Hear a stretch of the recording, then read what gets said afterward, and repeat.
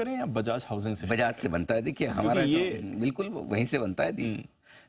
सब कुछ हो ग्लोबल हो, लेकिन लोकल तो लोकल ही, और बजाज तो हमारा बजाज ही है। एब्सोल्युटली। और कुछ दिन होते हैं जब आप भी कहते हैं, जब दिग्गज प्रूव करते हैं कि वो दिग्गज क्यों हैं। एब्सोल्युटली। और ये जो रिस्पांस रिकॉर्ड तोड़े हैं सर, इसमें क्या समझ? दो तीन चीजें हैं दीप। पहले तो क्या हुआ है बजाज हाउसिंग फाइनेंस के आईपीओ में, और दूसरा ये कि जो लोग ये मान रहे हैं कि क्या ये आईपीओ इतना जबरदस्त जो रेस्पॉन्स मिला, ये खतरे की घंटी है क्या? पहले तो मैं समझा दूं कि हुआ क्या है। पहले फैक्ट फिगर आपके सामने रखते हैं। रिकॉर्ड बोलियां मिली है बजाज फाइनेंस के आईपीओ को। एप्लीकेशन आई है 3,24,00,000, सॉरी 3.25 लाख, 3.25 लाख एप्लीकेशन आई हैं। ये 3.25 लाख करोड़ की बोलियां मिली है, करेक्ट। यानी कि पिछला आईपीओ जो रिकॉर्ड था वो था टाटा टेक्नोलॉजी का, 1,56,00,000, 1,56,000 करोड़ की बोलियां थी। 1.5 लाख करोड़ की बोलियां पहले मिली, 3.25 लाख करोड़ की बोलियां अब मिली है, नेट। ठीक है, यानी कि पिछले जो रिकॉर्ड से दुगुने से ज्यादा। मतलब रिकॉर्ड तोड़ना अपनी जगह है, और रिकॉर्ड स्टाइल में तोड़ना अलग है। ठीक है, तो पहली चीज तो ये। दूसरी चीज, अब तक की highest number of application 73 lakh application आई थी पहले टाटा टेक्नोलॉजी में, 73,25,000। छोटे से मार्जिन से एलआईसी ने उसे पार किया था, 73,38,000। और कल जो आई है 89 लैक्स, यानी 73 लाख से कहीं ज्यादा, करीबन 16 लाख एप्लीकेशन ज्यादा ही 73 लाख से। ठीक है, अब दो चीजें हैं जी कि एक तो रेस्पॉन्स क्यों अच्छा मिला। तो रेस्पॉन्स अच्छा मिला, लंबे समय बाद बजाज ग्रुप का एक आईपीओ आता है तो उसको रेस्पॉन्स अच्छा मिलता है, क्योंकि उस कंपनी के फंडामेंटल्स मजबूत है, मार्केट लीडरशिप है, वैल्यूएशंस अच्छे उन्होंने रखे हैं। ये एक चीज़ है। इसके पहले वाला जो बेस्ट आईपीओ था, सेम टाटा टेक्नोलॉजी, लंबे समय बाद टाटा ग्रुप की तरफ से आईपीओ, फंडामेंटल्स मजबूत, बढ़िया कंपनी। उससे पहले जो आया था एलआईसी के भी फंडामेंटल्स को लेकर किसी को इशू नहीं, लेकिन बड़ी साइज का आईपीओ था, थोड़ी सप्लाई आई, वो एक अलग चीज़ है कि उसको भी रेस्पॉन्स तो ज़बरदस्त मिला क्योंकि कंपनी के फंडामेंटल्स अच्छे थे। अब हुआ क्या है, अब लोग ये कह रहे हैं कि भाई क्या इस आईपीओ को इतनी बोलियां मिलना खतरे की घंटी है, क्योंकि सबसे ज़्यादा कंपैरिजन हो रहा है 2007 से। Yes sir. ठीक है, 2007 में क्या हो रहा है, 2007 में फरवरी 2007, और अगर मुझे तारीख अच्छे से याद है 2008, सॉरी 2008, 2007 नहीं, इसको 2008 कर लीजिए। 2008 के रिलायंस पावर के यूफोरिया से लोग कंपेयर, और जहाँ तक मुझे याद है 22 फरवरी 2008 का ये समय था जब रिलायंस पावर का आईपीओ लिस्ट हुआ था, और उस समय मार्केट ने टॉप बनाया, उसके बाद बड़ा करेक्शन हुआ था। ठीक है, तो उस समय रिलायंस पावर के आईपीओ को जबरदस्त रिस्पॉन्स मिला था। लोग बार बार ये कहते हैं, चाहे वो एलआईसी का आईपीओ आया हो, चाहे टाटा टेक्नोलॉजी का, चाहे अब बजाज फाइनेंस का, बजाज हाउसिंग फाइनेंस का, लोग ये मानते हैं कि ये वो आईपीओ का यूफोरिया है, मैड रश है, सबको चाहिए, जो उस समय हुई थी, और वैसा ही अब भी होता दिखेगा, क्योंकि उस समय भी ऐसा ही हुआ था। अब तब और अब में एक बड़ा फर्क है, कुछ चीज़ें आपको समझनी पड़ेगी। पहली चीज़, रिलायंस पावर के आईपीओ को आप क्वालिटी के लिहाज से, किसी भी लिहाज से आप बजाज हाउसिंग से कंपेयर नहीं कर सकते। रिलायंस पावर एक नई कंपनी थी जो बड़ा मुनाफा बनाकर देगी, अगले कुछ सालों में पावर प्रोजेक्ट लगाएगी, ये एक उम्मीद थी, प्रोमोटर्स पे भरोसा था, उस वजह से सुन आगे 3 साल 5 साल आगे की अर्निंग्स को बाजार उस वक्त डिस्काउंट कर रहा था। बजाज हाउसिंग फाइनेंस या टाटा टेक्नोलॉजी या for that matter even LIC, वो लंबे समय की स्टेब्लिश कंपनियां और जिनका ट्रैक रिकॉर्ड बहुत बड़ा और बहुत पुराना है। सो पहली चीज, कंपनियों की क्वालिटी को फर्क करना आपको पड़ेगा फंडामेंटल्स के लिहाज से। दूसरी चीज, तब और अब के माहौल में भी बड़ा फर्क है। उस जमाने में मुट्ठी भर इन्वेस्टर्स होते थे, करेक्ट। आज के 10% इन्वेस्टर भी मार्केट में उस वक्त एक्टिव नहीं थे।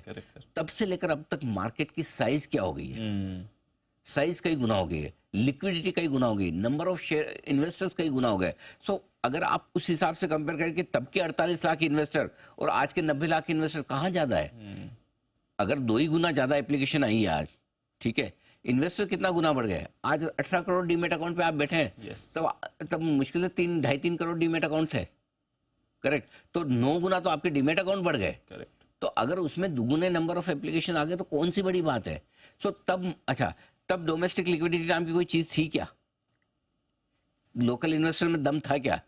तब ये सब कुछ नहीं था। आज लोकल पैसा कितना है मार्केट में। सो इसलिए मुझे लगता है कि 1-on-1 कंपैरिजन ही खराब है, गलत है, वो कंपैरिजन बनता ही नहीं है। हाँ, कहीं कोई खराब आईपीओ को इस तरह का रेस्पॉन्स मिले तो आपको चिंता होनी चाहिए कि यार अब पेपर पे कंपनी है, हवा में है, कोई समझो कोई ऐसी रिन्यूएबल कंपनी आ जाए और वो बोले कि मैं इतने मेगावाट लगा दूंगा, मैं वो कर दूंगा, ये कर दूंगा, कोई सोलार वाली आ जाए, कोई विंड वाली आ जाए, कोई हाइड्रो वाली आ जाए, कि हम अगले 5 साल में इतनी हाइड्रोजन की कैपेसिटी जो अब तक कभी बनी नहीं है, Correct. तब तो आपको डर लगे, समझ में आए।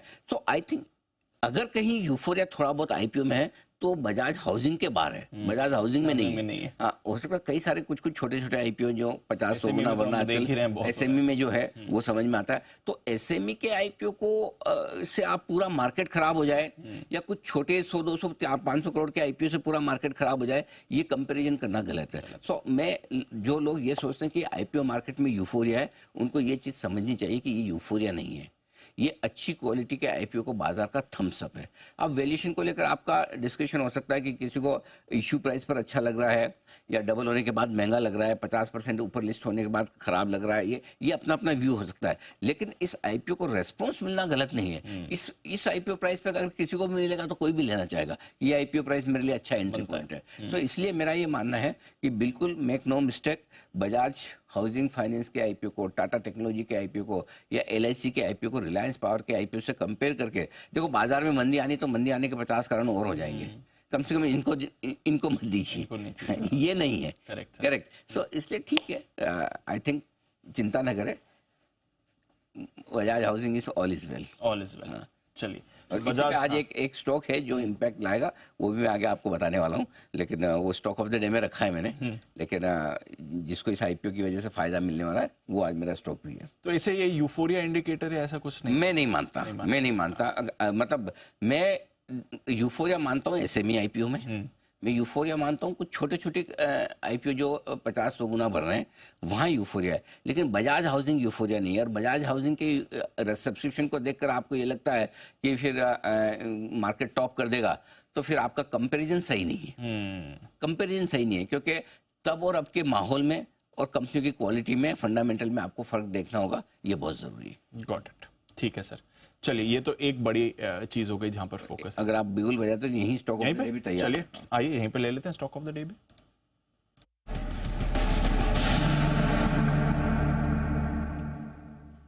बताएं सर। बजाज फाइनेंस, इसके फ्यूचर्स में खरीदारी करने की राय है। और क्यों खरीदारी करनी है? जाहिर सी बात है, बजाज हाउसिंग का जो आईपीओ आया है, सुपर हिट रेस्पॉन्स मिला है। बजाज फाइनेंस उसकी पेरेंट कंपनी है, इनके पास होल्डिंग भी है।